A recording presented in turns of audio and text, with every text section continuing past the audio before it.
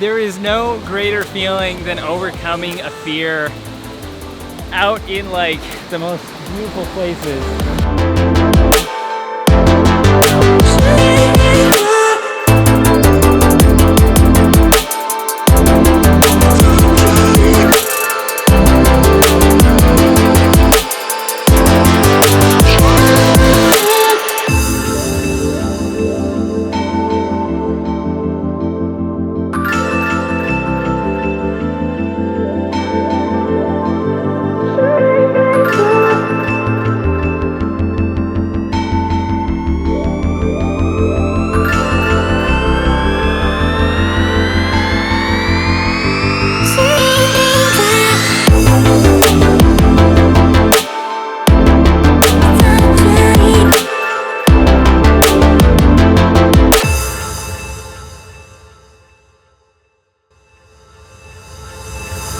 And that is it, you guys. Super duper quick before this whole talking to camera thing starts.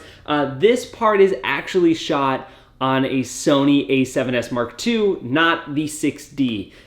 Just to show you guys my setup here. So I've got my Sony, and then I've got it balanced on a remote, and then my microphone is balanced on a flashlight and then another lens because I was really lazy doing this setup. The biggest thing you'll learn is that laziness actually takes more time. So the fact that I'm like, oh, I'll just do this quick setup took way more time, and then it ended up kind of failing. And for me, I actually took more time to make this setup better than to do some other setup because I don't know why. The great thing about the 6D, and I fell in love with utilizing this camera when we were in Jamaica.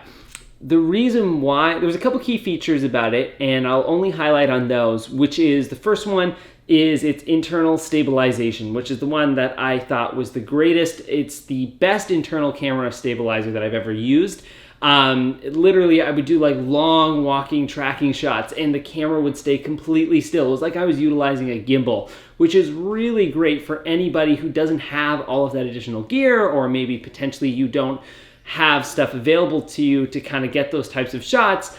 This is great. And so what I would recommend this camera for is someone who's starting out doing video. I mean, especially if you're doing like a vlog, you want to get like those nice swooping cinematic B-roll shots, or maybe you're just like shooting yourself. Sometimes when you're doing vlog type stuff, your hand can start shaking, or you don't have a Gorilla Pod with you. When you're utilizing the 6D, it just kind of does a nice crispy, stable version. And like I would do like these long tracking shots, and I'm like, how is it doing this? There is a big con part of that, which is you would get like, I would get some like digital reframing that would happen every now and again, which was pretty annoying. So the technology is almost there to being absolutely perfect, but the one big thing is like just its weird digital reframing that was happening. But I mean, with all great perks usually comes one small con. Another key feature is obviously the fold-out screen. For some reason, a lot of other camera products, Sony, don't have the fold-out screen. I don't get it. I don't know why they don't yet. And even like the 5D series don't have the fold-out screens, but the 6D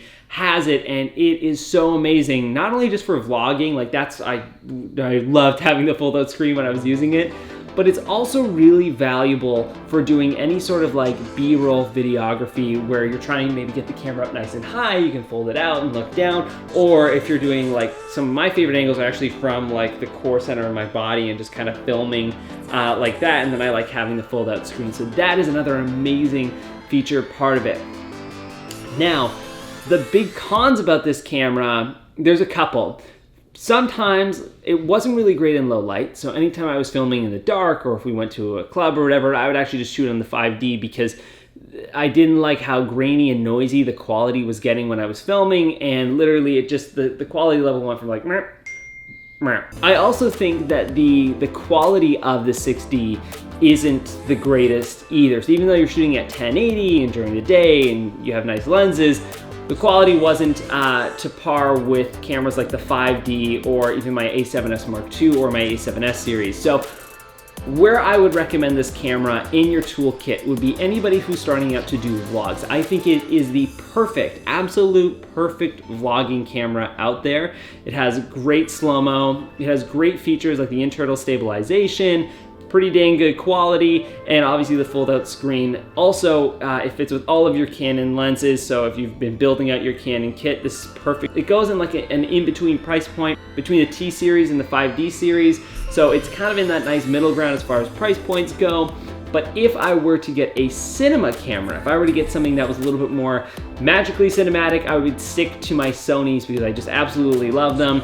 So hopefully that can help you guys out. If you like this video, want to take a look at some more, check out my YouTube page. Also, all this footage I actually shot for my buddy's YouTube page, Zark Life. I will link the Jamaica video in the description below. Awesome trip, super fun time. I will see you guys in another video, and hopefully this helped you try and find out your next